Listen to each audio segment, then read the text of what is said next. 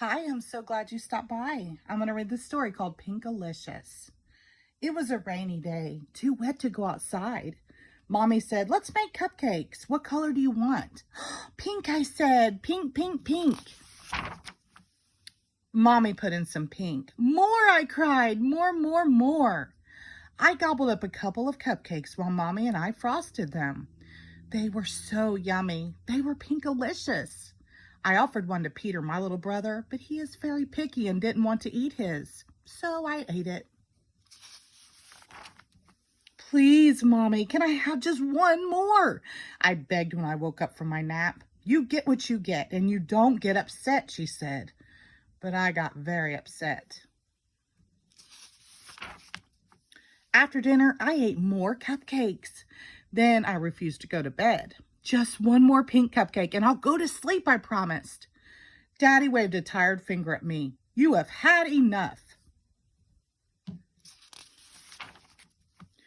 The next morning when I woke up, I was pink. My face was pink, my hands were pink, and my belly was the color of a sunset. Daddy thought I had played with markers, so he gave me a bath. The pink did not come off. My hair was the color of a raspberry sorbet. I cried because I was so beautiful. I even had pink tears. I put on my pink fairy princess dress and twirled in front of the mirror, while Mommy speed dialed the pediatrician. "I'm Pinkerbell, look at me, I'm Pinkerbell," I sang. Mommy grabbed her purse. "Just one more cupcake. Please, just one more," I yelled on the way out the door. Mommy took me right to the doctor's office. Dr. Wink looked at me and said, "You have a very rare and acute case of pinkatitis. I guess that's not the worst thing that could happen. Just call me Pinkerella." Then Dr. Wink said, "For the next week, no more pink cupcakes, pink bubblegum, or pink cotton candy.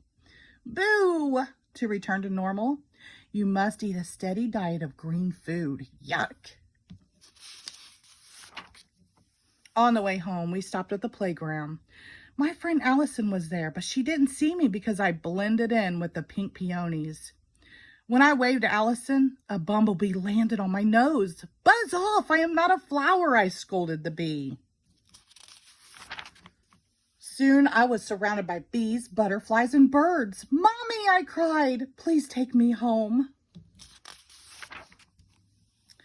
When we left the playground, I asked Mommy if I could eat another pink cupcake when we got home. "Don't you remember what the doctor told you?" she said. "No more cupcakes." Peter tugged at my pink tails. "I wish I were pink like you," he said. He was green with envy. That night, I pretended to eat my dinner of mushy, dark green vegetables. After everyone went to sleep, I sneaked into the kitchen, climbed onto a chair, and reached on my tippy toes to the top of the refrigerator, where Mommy had hidden the cupcakes. I took just one more pink cupcake and ate it. Then I licked the pink cupcake wrapper clean. When I woke up in the morning, I felt different. I ran to the mirror and peered at my reflection. I was a deeper pink than I had ever seen. In fact, I was no longer pink. I was red. "Oh no, not red," I screamed. I didn't want to be red. I should not have eaten the pink cupcake last night. I wanted to be myself again. I knew what I had to do. I opened the fridge, held my nose, and squeezed a bottle of icky green relish into my tongue. I ate pickles and spinach, olives, and okra. I choked down artichokes, gagged on grapes, and burped up Brussels sprouts. Next thing I knew, my arms tickled, my ears tingled, and my feet twitched. I was no longer red. I was no longer pink. I was me, and I was beautiful. "So what happened to the rest of the cupcakes, Pinkalicious?" Daddy asked. Just then, Peter ran in and yelled, "Peekaboo! Pinkaboo." The end. Thank you.